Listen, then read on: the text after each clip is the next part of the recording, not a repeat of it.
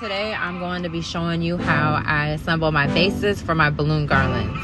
I use a 260 balloon. Other balloon artists use this technique. I'm not sure. I think mine has its own little spin on it or whatever. So go ahead. Let's see if you learn anything from me. And while I'm blowing these up, see how I'm pressing it down? I'm making sure that we keep that round shape. These are 11-inch balloons. I'm blowing up them to maybe 8 or 9 inches. You want to keep that round shape when you're doing organic look. And I take the necks and I tie them together. That's what I do. Make a deuce. And then after I'm done with all my deuces, I'm going to take them, wrap them around each other, and we're going to make quads. And then quads is what you use to build your base.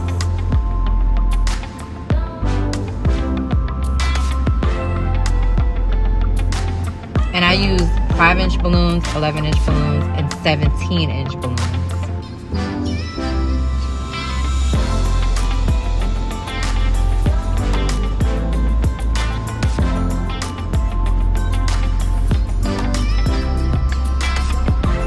Keep making these deuces. I'm going to take these deuces, make these quads, and then after I make the quads, we're going to use the 260 and we're going to wrap it around into a figure 8.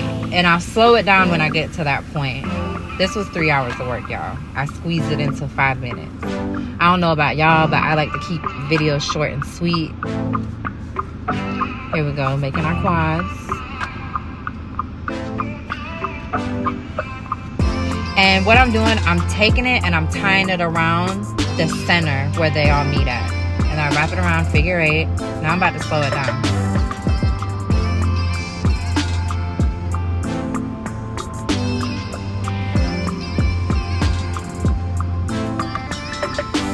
Okay, that's what a 260 balloon looks. It's a modeling balloon.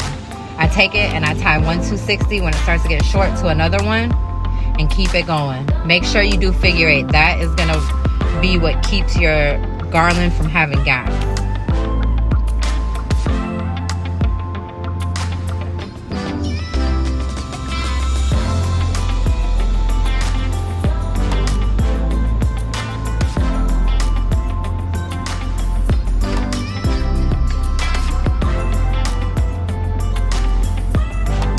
And if you're a balloon artist and you need to transport your balloons, making your bases while you're at home makes your life so much easier. If you have the capacity in your car to transport them, of course.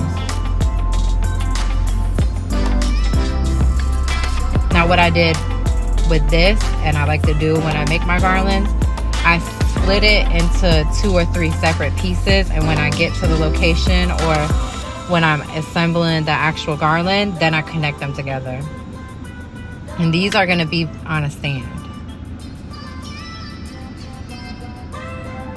This is my first base. It's about 6 feet tall.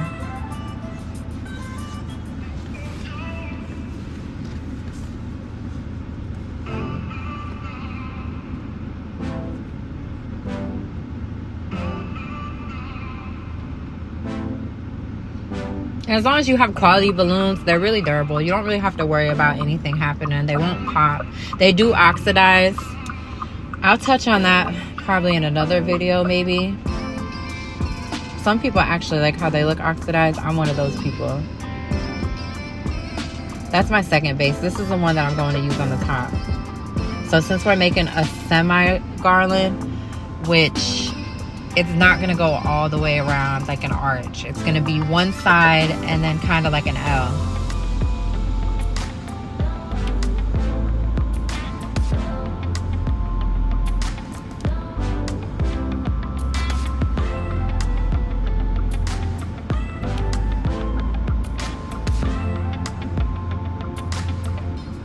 And then this little third piece, I had a lot of excess balloons, but this is good to do because you can attach it to your bottom base and give it that wide, full look that people love.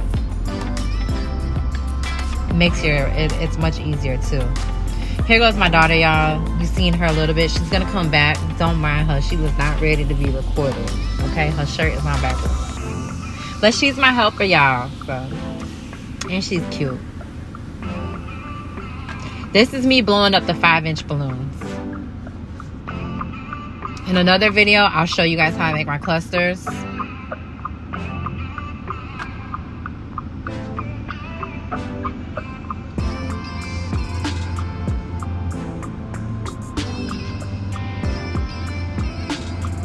Let me know in the comments what you want my next video to be. Every Sunday, I'm going to be releasing a video.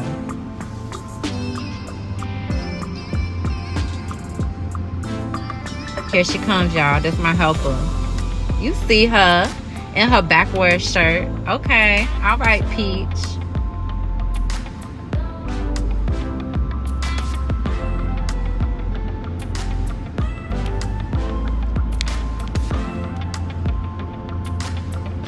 And there you go. Go ahead, make sure you like this video, subscribe, and be tuned in next